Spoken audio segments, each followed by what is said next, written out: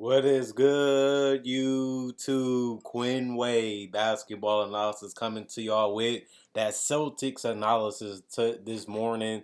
We're gonna talk about the Boston Celtics winning 122 to 118 in overtime.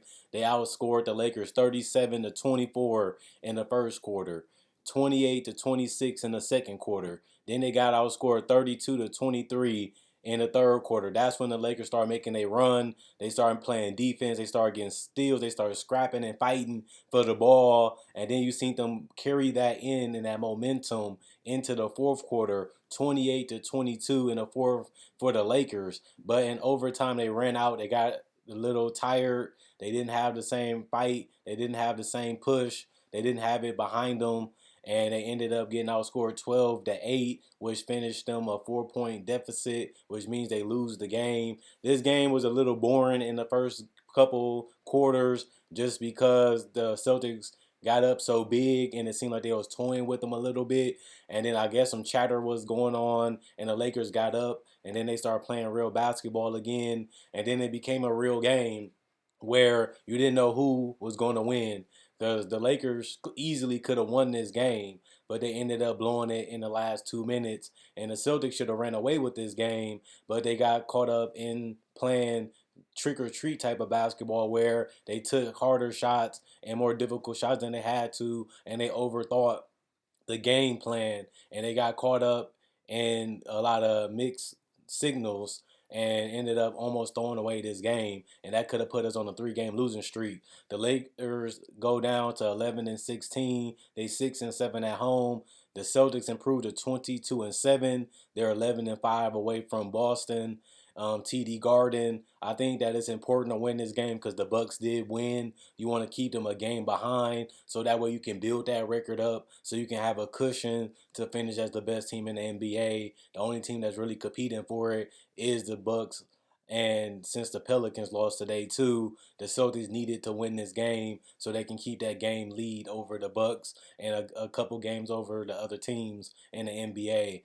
Anthony Davis, 37 points, negative 8 plus minus, one personal foul, one turnover, one block, one steal, 3 assists, 12 rebounds. He had 30 and 12 tonight, 11 of 15 from the free throw line, 0 of 2 from the 3-point line, 13 of 24 from the field. This is a dominant performance from AD. He really has been looking for a shot. He's been finishing well around the basket. He's been finishing the alley-oops very well. He's been playing good with his hands. He hasn't turned the ball over a lot, and he's been just a force in the paint. He just really just dominate inside that paint area. They needed AD to step it up, and he has. Only sad part about it is it hasn't been enough to beat elite competition consistently, which lets you know the Lakers really do need to make a move if they want to be contenders again in the Western Conference, as they're still 5 games below 500 in the Western Conference.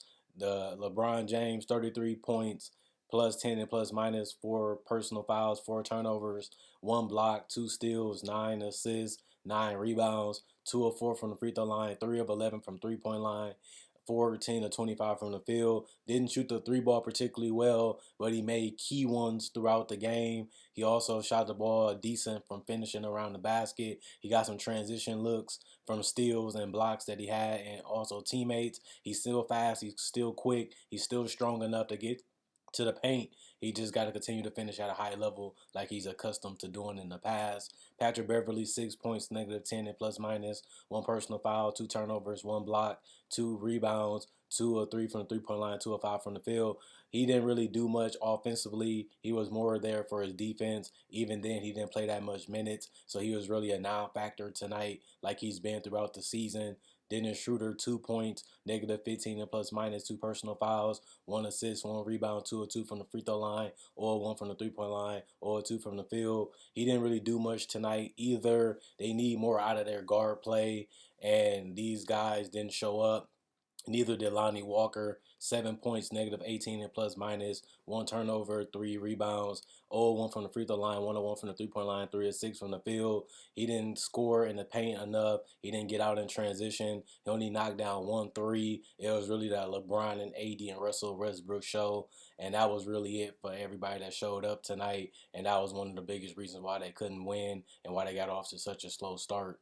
Brown Jr. 2 points, plus 12 and plus minus, 2 personal fouls, 1 turnover, 1 steal, 3 rebounds, 0-2 from the 3-point line, 1-3 from the field. Thomas Bryant 4 points, plus 4 and plus minus, 1 rebound, 2-2 from the free throw line, 1-1 from the field. Russell Westbrook, 20 points, negative 10 and plus minus, 4 personal fouls, 2 turnovers. He did have 4 big blocks that kept him in the game, 5 assists. He was facilitating, finding guys and cuts and in transition.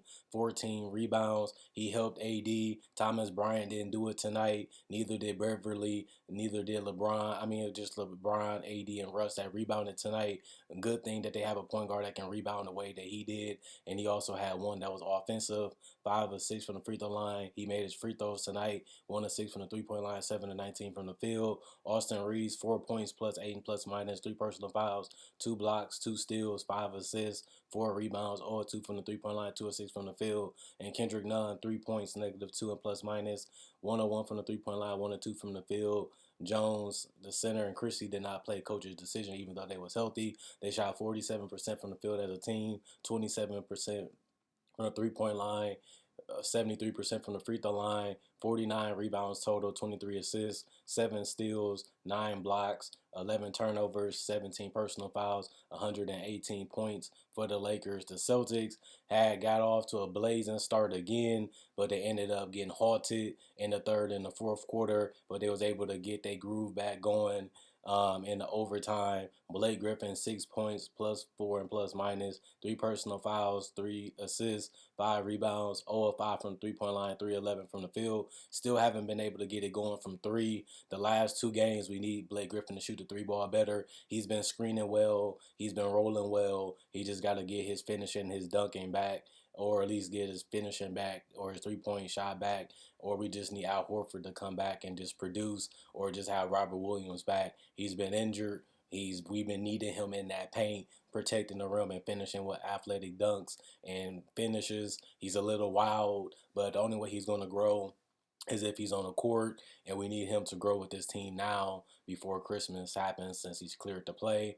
Jason Tatum, 44 points, a huge night, a eruption night for Jason Tatum, plus 12 and plus minus, 1 personal foul, 4 turnovers, 1 block, 6 assists, 9 rebounds, 9 of 10 from the free throw line, 5 of 10 from the 3-point line, 15 of 29 from the field.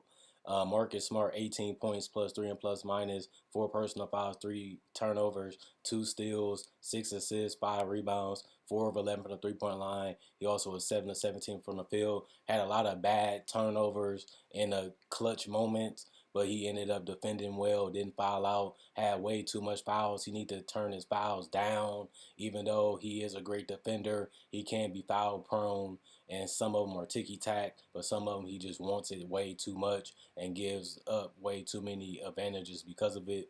Derek White, 10 points, plus 2 and plus minus, 1 personal foul, 1 rebound, 2 of 4 from three, 4 of 7 from the field. Got off to a great start, disappeared after the third quarter. We want to see more of him.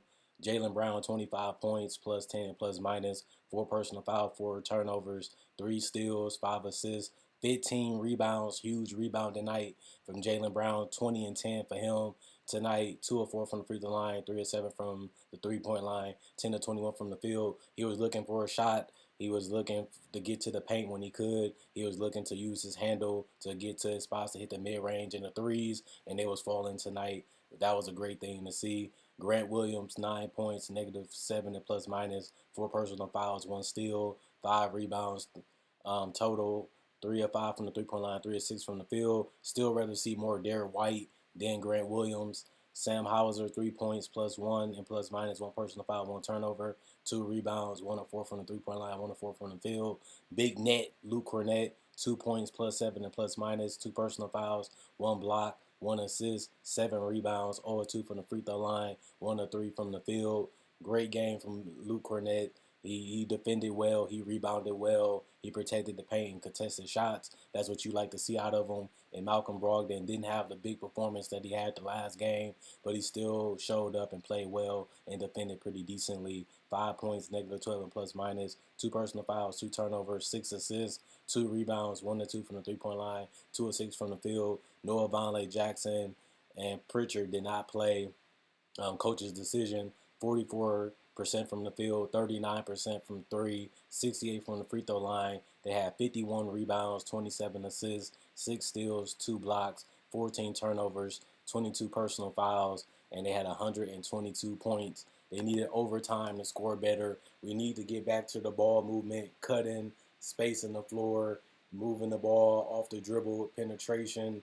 That was the way that got us this lead. That's the way that got us playing our best basketball. We're getting too close to isolation. Let one person do a lot, and hopefully something happens. That's not what got us here. That's not what made us a successful team. That's not what made us so impenetrable offensively when nobody could guard us, and we can get to the basket whenever we want. We have 3 to 4 guys that can break down the defense on their own and create a shot for themselves or for others. Let's utilize that to the best of our advantage, like we did in the beginning of the season. And let's get back to that. We don't need Jason Tatum and Jaylen Brown going one-on-one every single possession like we seen in the third and fourth quarter. It makes you think too much. It makes you try too hard, and it makes you tired trying to defend and score at a high level, and it really drains you.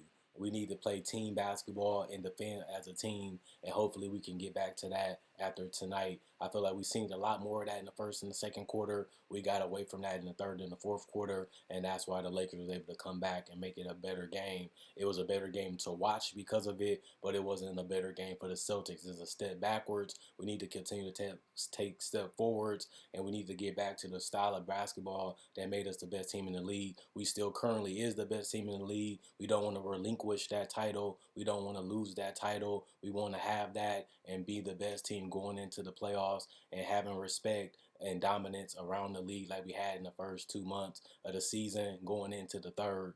And we also want to feel that we're the best team. We have the confidence, we have the belief, we have the will, we have proven that. We need to continue to move forward with that throughout the rest of the season and keep our heads up and keep fighting, because we need to get our championship that we lost last year. Last year we gave one away. We're not going to get that one back. So we need to earn the one that we lost this year by beating everybody in front of us. And we need to get back to that starting the next game. We got off to a start that made us seem like we was the old Celtics that we was 2 weeks ago. We need to continue to get back to that for 48 minutes. Other than that, continue to like, comment, subscribe, and share. Check out my Facebook page, Analysis Playground. It will be in the description. Check out my podcast. You can check that out on Apple Podcasts and Google Podcasts, Basketball Analysis. Also, continue to like and share and leave your comments below if you love the content and you're feeling it, which I know y'all are because y'all been saying it for months and years. I've been doing this for 10 years. I love it. I enjoy it, but continue to do it is what I plan to do. And it's fun. I'm enjoying it. See y'all on Wednesday. Quinn Wade, Basketball Analysis, signing out.